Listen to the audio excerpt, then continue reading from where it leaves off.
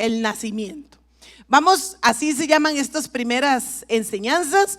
Vamos a estar hablando acerca de la niñez de Jesús. Es vacilón porque casi siempre pensamos en nacimiento y en Navidad. Y usted dice, no, hombre, apenas vamos para Semana Santa, pero dicen que después de Semana Santa, Día de la Madre, se acaba de todo, ¿verdad? El país, el daño, pero no. Vamos a hablar del nacimiento porque es el inicio.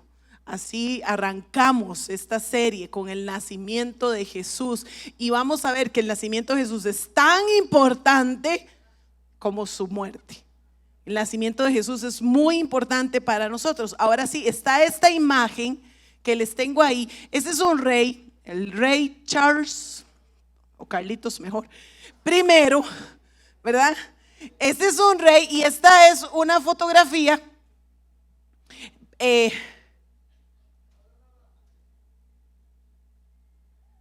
Ahí, para que se vea mejor. Esta es una fotografía. Cuando vemos esta imagen, podemos pensar que son tres personas y tal vez decimos, bueno, son trillizos porque tienen algún parecido, empezaron a posar juntos en esta foto, pero resulta que este rey quería que le hicieran una imagen tridimensional de su persona, pero el escultor que iba a hacer la imagen estaba en otro lugar fuera del país donde él vivía. Entonces él decidió hacer esta imagen, que le pintaran. No habían, recuerden, fotografías en la época. Entonces él pide que le pinten este cuadro, pero él posa en sus tres ángulos, de frente, de lado y del otro lado, para que el escultor pueda tener una imagen completa de él y aquella escultura que fuera a hacer, la fuera a hacer exacta de cómo él era, ¿verdad? No fuera a inventarse nada, sino como él realmente era. ¿Por qué les traigo esta imagen? Porque vamos a empezar a estudiar los evangelios, ¿verdad? Todos conocemos los evangelios en la Biblia. A partir de la mitad, casi siempre calza cuando usted abre la Biblia así a la mitad. Arrancamos en Mateo, Marcos, Lucas y Juan. A esos 4 libros les llamamos los evangelios en la Biblia. Pero hemos estado diciéndoles esas palabrillas de domingo, ¿verdad? Vamos a estudiar los evangelios sinópticos. Los evangelios sinópticos son solo 3. Quitamos a Juan y dejamos solo a Mateo, Marcos y Lucas. Sinópticos significa vistos en conjunto. Entonces lo que vamos a empezar a estudiar es como si tuviéramos una imagen así.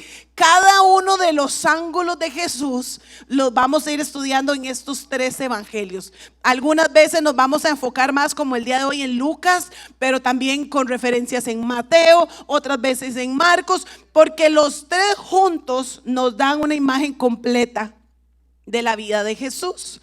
Hablaba con una amiga que es abogada, aquí trabaja con el gobierno del país, y ella me decía que cuando interrogan a los testigos y los testigos cuentan exactamente lo mismo, así, pero exacto, la hora, el color, el día, la forma, todo no varían en nada, los hace sospechar a ellos, porque no pueden ser tan exactos. Que los testigos, aunque vean el mismo evento, aunque nos vayan a comentar el mismo suceso, tienen variaciones, porque lo cuentan desde su punto de vista, lo cuentan desde sus emociones, si se asustaron, si no se asustaron, si lo vivieron muy fuerte, si vieron algo que tal vez les llamó la atención. Entonces hay diferencias en los testimonios. Eso es lo que nos hablan los evangelios sinópticos. No es que se equivocaron, no es que hay cosas que se contradicen, es que hay diferencias porque ellos nos van a narrar la historia de Jesús desde su punto de vista. Ahora, no me puedo detener mucho en esto, pero les tengo una buena noticia. A partir de mañana, en nuestras plataformas, la plataforma de la iglesia de Spotify, usted busca ahí Iglesia DC, va a salir, vieras cómo practiqué para decirlo, pero yo lo voy a decir tan mal, pero bueno, va a salir un podcast, ¿no? Que estoy muy emocionada. ¿Cuánto les gusta estudiar a profundidad la Biblia? Yo sé que a esta iglesia le gusta estudiar a profundidad la Biblia porque nos hemos, ¿verdad? Hemos crecido en el estudio de la palabra. Entonces vamos a usar esta herramienta para enseñar lo que no podemos decir aquí por falta de tiempo. Entonces usted el día de mañana se va a encontrar ahí contexto histórico, contexto cultural, qué pasó, va a encontrar un poquito más de los sinópticos, a cuál grupo de personas le hablaba cada uno de los evangelistas, ¿verdad? Va a encontrar por qué era el tiempo ideal, quién era Herodes, todo eso usted lo va a encontrar en esa plataforma. Entonces eso nos va a ayudar mucho a enriquecer lo que estamos aprendiendo aquí cada semana. Entonces usted va, si a usted le gusta estudiar, usted va y la busca el día de mañana y le suma a su vida conocimiento de la palabra del Señor. Y eso nos ayuda a explicar un poquito mejor todo lo que vamos viendo. Entonces, para que usted lo sepa. Ahora, los sinópticos, ya lo vimos, vamos a ir a Gálatas 4:4. Dice Gálatas 4:4. Sin embargo, cuando se cumplió el tiempo establecido, Dios envió a su Hijo, nacido de una mujer y nacido bajo la ley. Señor Jesús, esta mañana venimos poniéndonos delante de ti. Queremos estar atentos a tu palabra. Nuestra mente, Señor, si hay alguna distracción, en el nombre de Jesús le hablamos a nuestra mente, a nuestra alma, a nuestro espíritu, estar atentos, con oídos abiertos para escuchar tu voz a través de tu palabra, Señor. Y que lo que nos enseñes hoy podamos tener un corazón para recibirlo y para después salir y ponerlo en práctica en nuestro diario vivir. Señor, edifícanos a través de tu palabra en el nombre de Jesús. Amén. El pasaje nos dice que había un tiempo establecido. O sea, Dios preparó, Dios acomodó el tiempo, porque ya Él había decidido, había establecido un día, un lugar, una fecha, un país, un continente, una época para que su hijo naciera. Él ya lo había establecido. Dios tomó esa decisión. Entonces, basado en esto es que vamos a empezar a estudiar, teniendo en mente que ese día lo escogió Dios, que esa fecha ya estaba establecida y que el Hijo de Dios nació de una mujer y nació bajo la ley. Entonces, pero antes de pasar al libro, al nacimiento de Jesús como tal, yo no sé si ustedes se acuerdan de esas películas como de reyes, como puede ser las fábulas o las películas, que va un trompetista, ¿verdad? Va a entrar el rey y sale el trompetista y suena la trompeta o los tambores, o simplemente así con un vocerón dice, viene el rey, y después de eso el rey entra. ¿Sí han visto esa imagen? Bueno, algo así nos cuenta Lucas acerca de quién es el precursor de Jesús. Dios escoge a un hombre para que venga antes, un tiempito antes de Jesús, para anunciar la llegada del rey, para proclamar la llegada del Mesías, para anunciar y predicar el arrepentimiento porque venía el rey. Este precursor es Juan el Bautista, y la historia de él usted la puede encontrar en Lucas capítulo 1. Vuelvo a repetir, por tiempo no podemos detenernos en todos los detalles, pero Lucas capítulo 1 nos cuenta que había un matrimonio, Zacarías y Elizabeth, que no podían tener hijos. Elizabeth era estéril y aparte de ser estéril, ya eran ancianos los dos.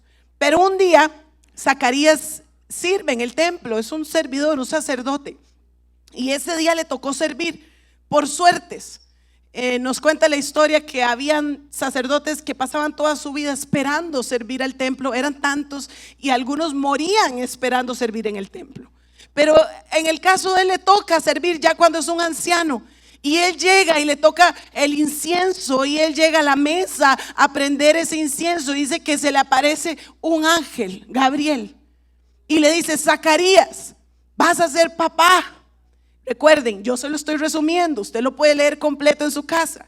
Vas a ser papá. Y él dice, ¿cómo voy a ser papá si mi esposa es estéril?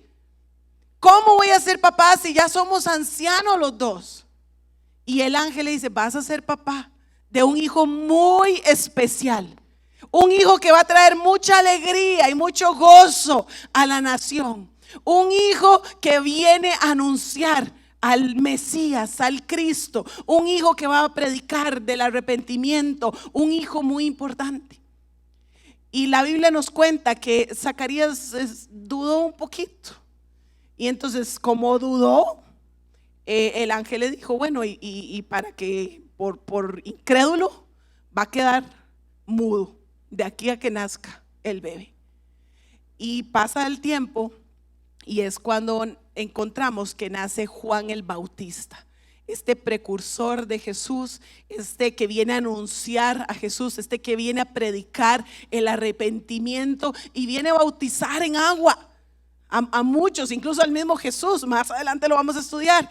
Pero este es Juan el Bautista. Así empieza Lucas a narrarnos esta historia. En el caso de Mateo, Mateo no nos menciona hasta después a Juan el Bautista. Pero vamos a ir al anuncio.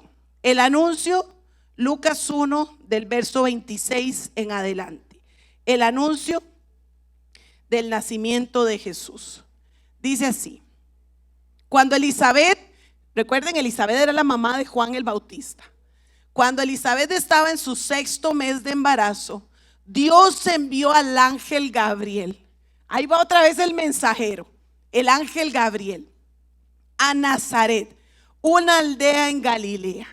Nazaret, téngalo en mente, era una aldea muy humilde, era una aldea muy pequeña, era una aldea sencilla, muy pobre. Era una aldea de personas necesitadas, de personas muy sencillas. Incluso tenía la fama como que no había nada bueno ahí en Nazaret, como que de ahí no salía nada bueno. ¿Y por qué quiero que tengamos en mente a Nazaret, una aldea de Galilea? Porque tal vez usted y yo en algún momento de la vida nos hemos preguntado, ¿qué va a salir bueno de mí? ¿Qué puede salir bueno de mí? O tal vez nos hemos preguntado, ¿qué va a salir bueno de los Madrigal? Madrigal es mi apellido. Para que no ofender a nadie, mi apellido. ¿Qué va a salir bueno de los Madrigal? ¿Qué puede salir bueno de los Madrigal? Y esta familia tan chueca, tan desbaratada, tan desastrosa, ¿qué va a salir bueno? ¿O qué va a salir bueno de mi casa? Con tanto problema, con tanta situación que vivimos, con mis hijos tan descarriados, ¿qué va a salir bueno de mi casa? Pero lo lindo es que Dios trabaja tan impresionante, ¿verdad? Dios no trabaja con el pensamiento del hombre, porque si trabajara así, de verdad que nada bueno sale de nosotros. Pero Dios trabaja con su pensamiento. Dios tiene un plan perfecto. Dios tiene algo extraordinario para usted, para mí, para su casa, para su familia. Salió de Nazaret, nadie creía que había algo bueno de él, de este lugar. Y ahí está María, dice, visitó a una virgen, recordemos virgen, término cristiano, no había conocido varón, ¿verdad? Término humano, nosotros no había tenido relaciones sexuales con ningún hombre, era una virgen llamada María. Ella estaba comprometida para casarse con un hombre llamado José, descendiente del rey David. Aquí solo quiero aclarar algo de historia. Recuerden, mañana usted puede aprender más. Pero cuando hablamos de que ella estaba comprometida, el pueblo judío tenía el matrimonio se dividía en dos: en los desposorios y en el matrimonio.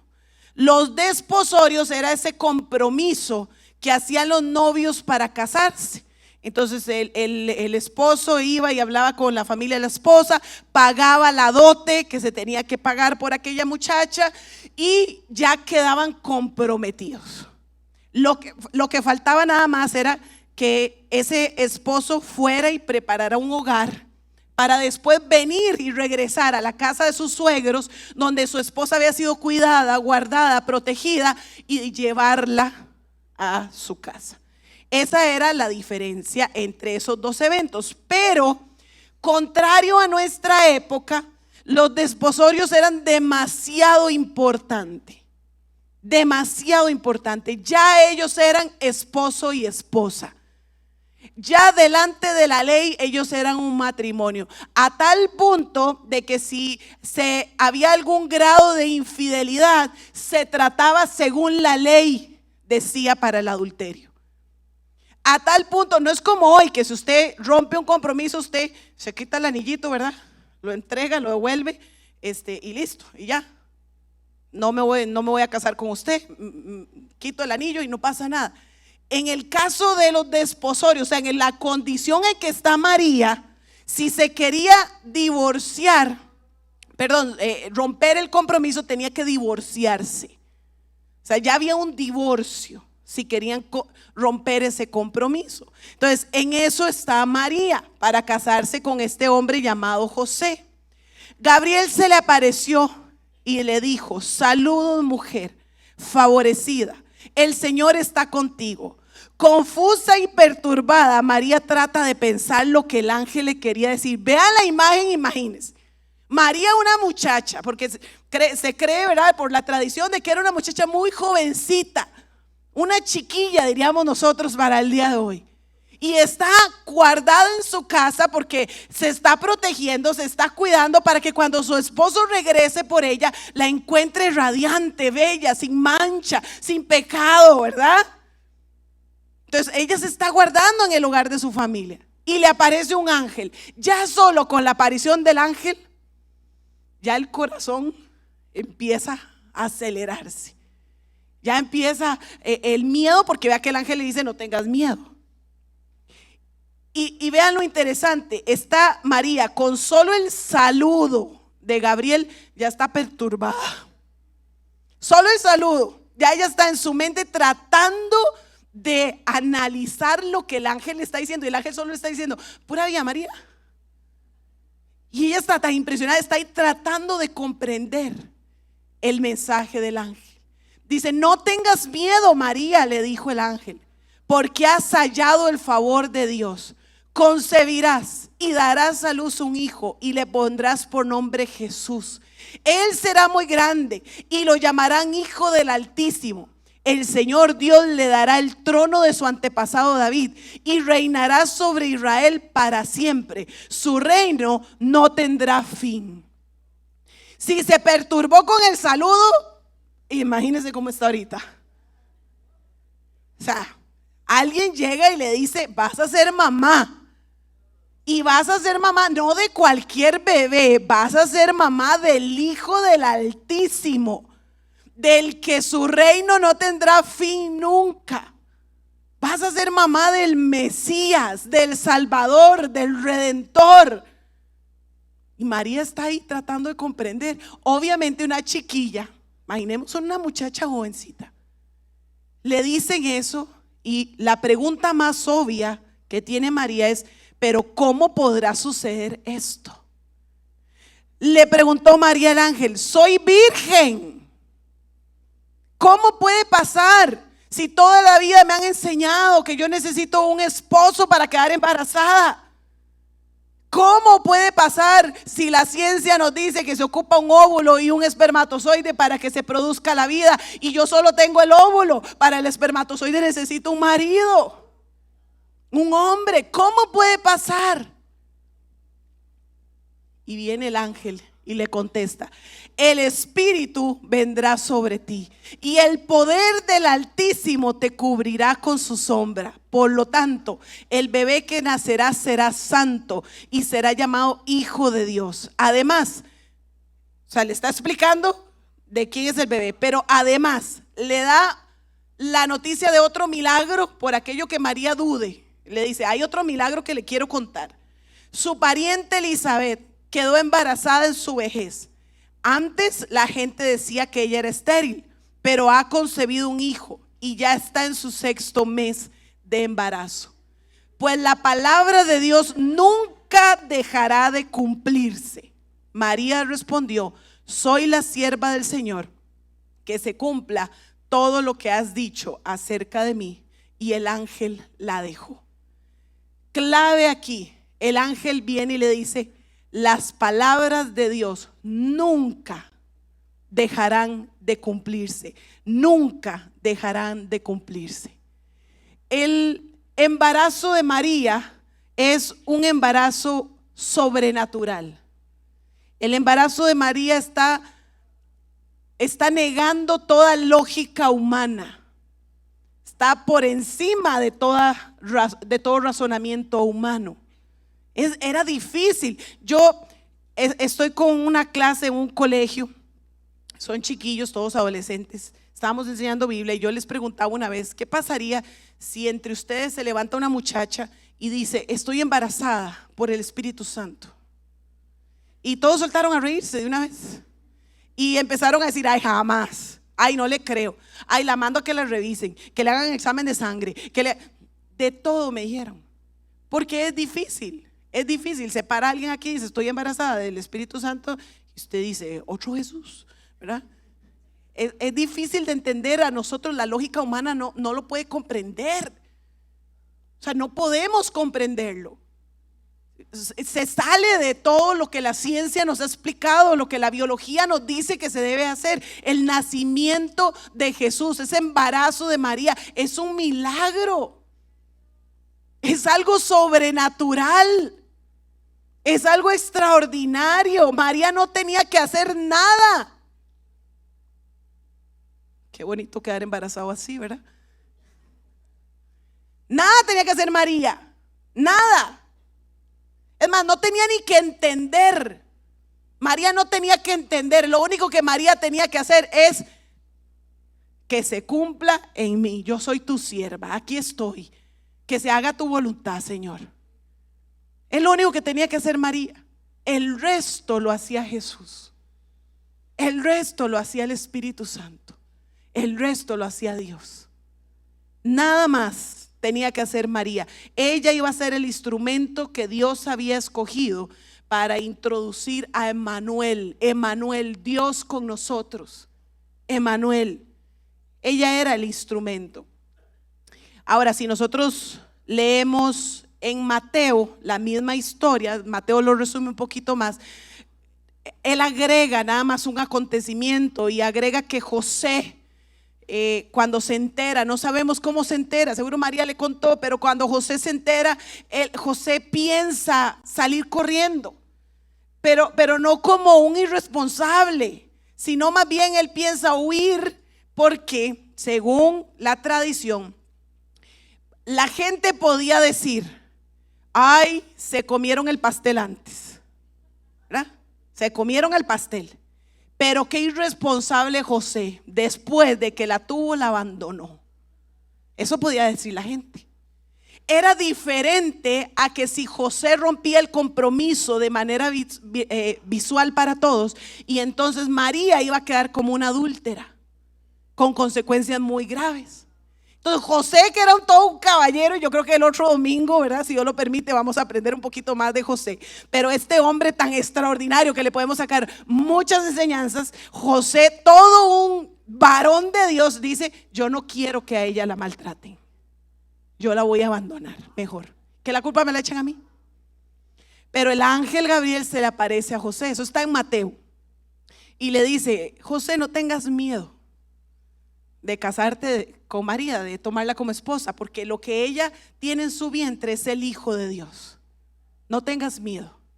Y entonces la historia nos narra, nos relata que José la toma como esposa, pero no se acuesta. Vea que Mateo es específico, dice, no se acuesta con ella hasta después de que nació Jesús. O sea que María dejó de ser virgen en algún momento de la historia. ¿Ok? Nada más lo aclaro para que lo tengamos en mente. Ella dejó de ser virgen en algún momento. Ahora vamos a ir al nacimiento como tal. Dice Lucas 2. En esos días, Augusto, el emperador de Roma, decretó que se hiciera un censo en todo el imperio romano. Ese fue el primer censo que se hizo cuando Cirenio era gobernador de Siria. Todos regresaron a los pueblos de sus antepasados a fin de inscribirse para el censo. Como José era descendiente del rey David, tuvo que ir a Belén de Judea, el antiguo hogar de David. Viajó hacia allí desde la aldea de Nazaret de Galilea. Llevó consigo a María, su prometida, quien estaba embarazada. Mientras estaba allí, llegó el momento para que naciera el bebé. María dio a luz a su primer hijo varón. Lo envolvió en tiras de tela y lo acostó en un pesebre, porque no había alojamiento dispuesto para ellos. Volvemos a ver a José actuando como un varón. Es que hay que ponerle cuidado a José. Vamos a hablar más de José, ¿verdad? Vamos a hablar más de José. Pero hay que ponerle cuidado. No, señalo aquí a mi pastorcito porque él le toca la del otro domingo. Entonces le toca hablar de José. No es que le estoy poniendo como que le ponga cuidado a José, que esas risas ahí mal pensados. José toma a María y ahora él es el hombre de la casa. Él es el hombre, él es el varón. Y entonces él dice, hay un censo de ahí, yo tengo que ir a Belén, pero no me voy solo, yo tengo doña. No me voy solo, yo tengo esposa. Así que me la llevo. Está a punto de dar a luz, pero va conmigo. Y la monta, ¿verdad? Bueno, la monta la otra imagen que tenemos muy navideña, ¿verdad? Que el burrito, María embarazada, José jalándolo, ¿verdad? Pero se van para Belén. No encuentran lugar y resulta que María empieza labor de parto. Y ahí nace Jesús, en Belén, en esta situación. ¿Por qué el nacimiento de Jesús es importante para nosotros? ¿Por qué? Eso es lo que vamos a contestar hoy y lo que quiero que usted se lleve en su corazón. ¿Por qué el nacimiento de Jesús es importante para nosotros? Hay 4 razones. La primera es porque nos enseña que hay un plan y un propósito. Jesús nació, creció y murió cumpliendo el plan y el propósito que estaba establecido para él. Él nació, él vino al mundo con un plan ya establecido. Usted y yo tenemos un plan establecido, un propósito de parte de Dios. La pregunta es, ¿lo estamos cumpliendo? Esa es la pregunta. Esa es la pregunta. El propósito y el plan de Jesús se cumplió en 33 años. ¿Cuántos años necesitamos nosotros vivir para cumplir el plan de Dios? ¿Cuántos? ¿Cuántas oportunidades nos tiene que dar Dios para que nosotros empecemos a cumplir el plan por el cual nacimos? Entonces es importante para nosotros porque nos enseña que hay un plan y un propósito para nosotros. Lo segundo, es importante porque nos muestra que Dios cumple todas sus palabras. En Jesús se cumplieron todas las profecías del Antiguo Testamento. Había muchas profecías acerca del Mesías del Antiguo Testamento. Y solo le voy a leer algunas, que yo sé que son como las más conocidas. Pero Isaías está repleto de profecías acerca de Jesús. Isaías 7:14 dice: por tanto el Señor mismo os dará señal, he aquí que la Virgen concebirá y dará a luz un hijo y llamará su nombre Emmanuel. Si usted no ha escuchado estos pasajes es porque usted no prende la tele en Navidad, porque todos los ponen en Navidad, o no ha leído Isaías. Isaías 9, del 6 al 7 dice: porque un niño nos es nacido, hijo nos es dado, y el principado sobre su hombro, y se llamará su nombre admirable, consejero, Dios fuerte, Padre eterno, príncipe de paz. Ese mismo dice: su gobierno y la paz nunca tendrán fin, reinará con imparcialidad y justicia desde el trono de su antepasado David por la eternidad. Miqueas 5:2 dice: pero tú, oh Belén, Éfrata, eres solo una pequeña aldea sobre todo el pueblo de Judá. No obstante, en mi nombre saldrá de ti un gobernador para Israel, cuyos orígenes viven desde la eternidad. Son profecías que se cumplen en Cristo Jesús. Estaban dichas muchísimos años antes, pero se cumplen en Jesús. Entonces, cuando nosotros vemos el nacimiento de Jesús, lo celebramos y lo disfrutamos, pero tenemos que recordar que es importante para nosotros porque nos muestra que en Jesús, en Cristo, sus promesas son el sí y el amén. En Cristo sus promesas son el sí y el amén. Hay promesas que vamos a ver cumplidas porque Dios lo prometió y en Cristo las vamos a recibir. Hay otras promesas que tal vez usted y yo, a usted y a mí no nos toque ver, pero eso no quiere decir que no se van a cumplir, se van a cumplir. Tal vez no nos toca. Abraham, el Señor viene y le promete que su descendencia va a ser como la arena del desierto, como las estrellas del mar. Y Abraham solo ve a un hijo, Isaac. A él no le toca ver la promesa. Él no ve la descendencia. Él muere sin ver la descendencia. Pero la palabra de Dios se cumplió. Tal vez no te toque a usted ver la promesa de Dios. Tal vez le toque a sus hijos. Tal vez no le toque a sus hijos, le toque a sus nietos. O tal vez usted sea el que diga: hey, yo soy la promesa de Dios. Mi mamá no lo vio, mi papá no lo vio, pero oraron por eso y yo soy la promesa de Dios. Porque las promesas de Dios en Cristo, recuerden, en Cristo, son el sí y el amén. Eso está en 2 Corintios 1:20 para los que toman nota y quieren tener el pasaje. 2 Corintios 1:20. Ahora, algo que tenemos que tener claro es que las promesas de Dios se cumplen para alabanza y gloria de Dios, no para nuestro beneficio. ¿Ok? Eso lo tenemos que tener claro. Las promesas en Jesús se cumplen para la gloria de Dios, no para el beneficio. Lo vemos en Jesús. ¿Qué beneficio tenía todo lo que sufrió Jesús? En Él nada, pero en nosotros sí. Las promesas se cumplieron, no para nuestro beneficio, sino para Él. Porque a veces oramos y reclamamos las promesas de Dios y las arrebatamos y las declaramos y las, ¿verdad?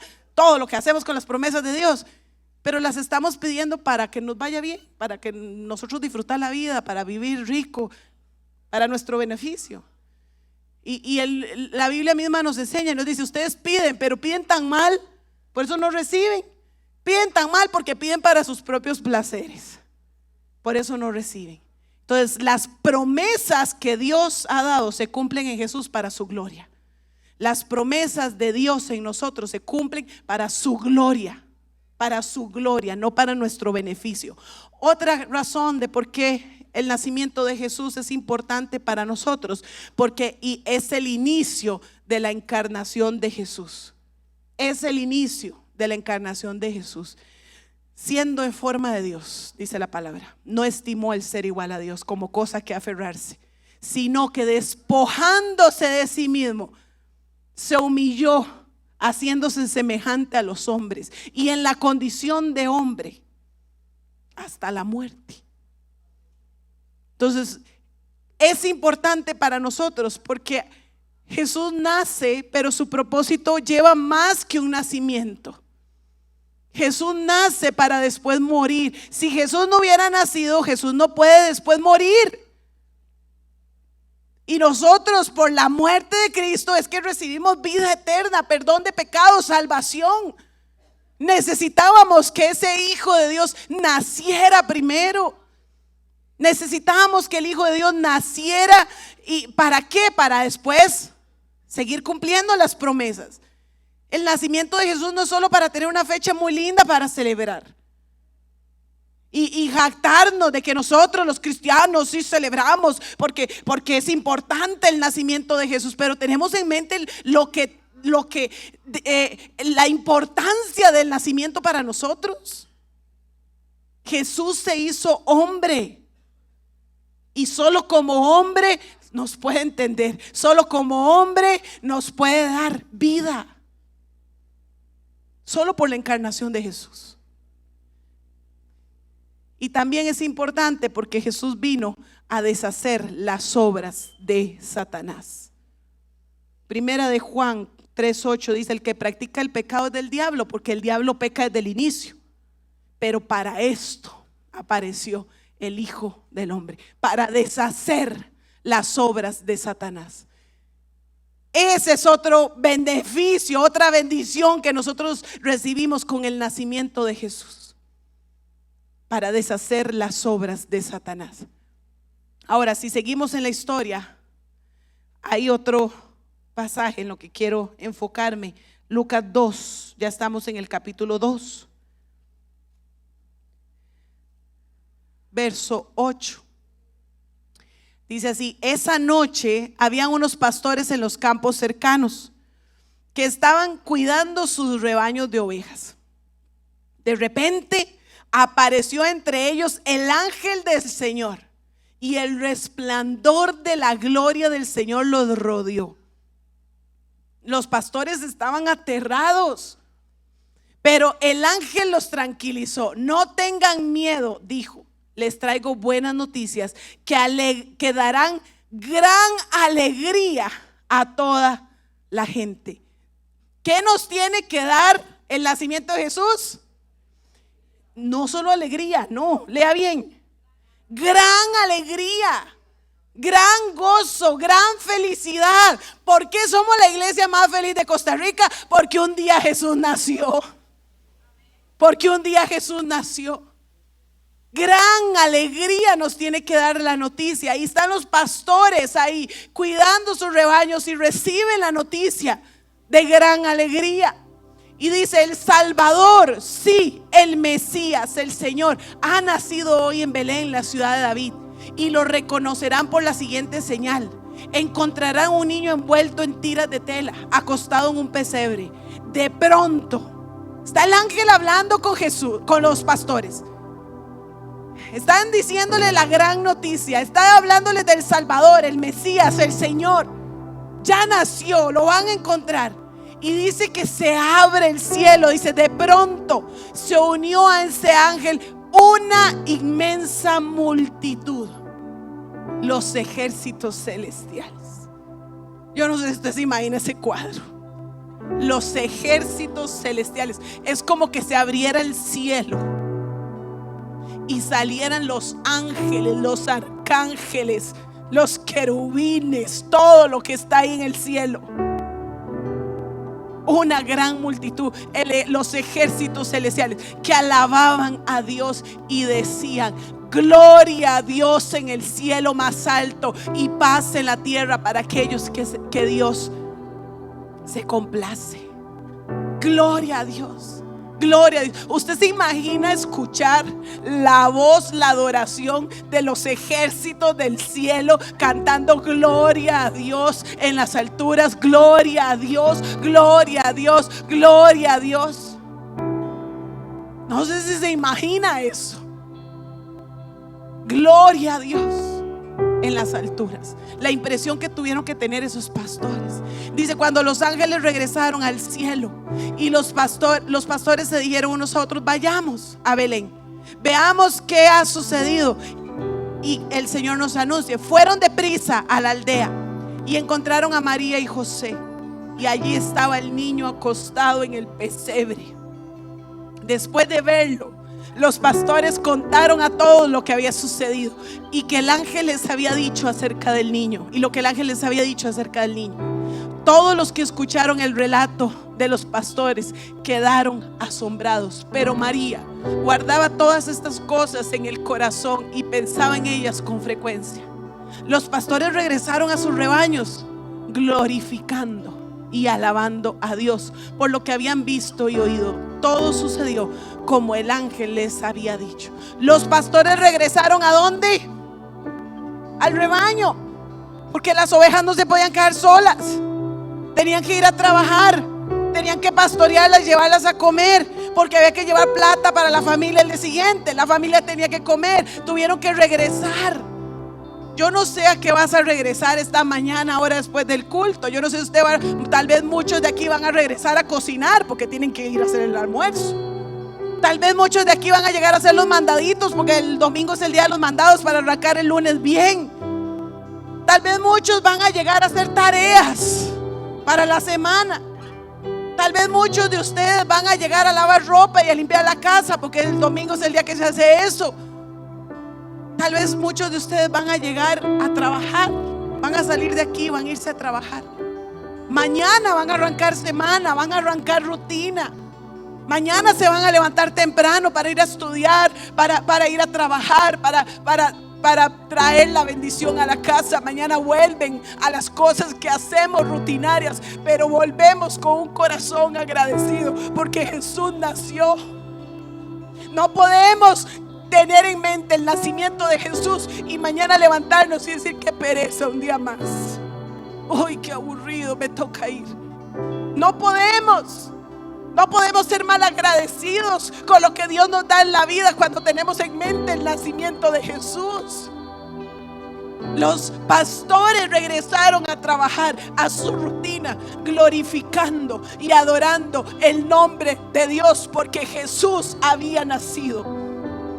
Jesús había nacido. Jesús había nacido.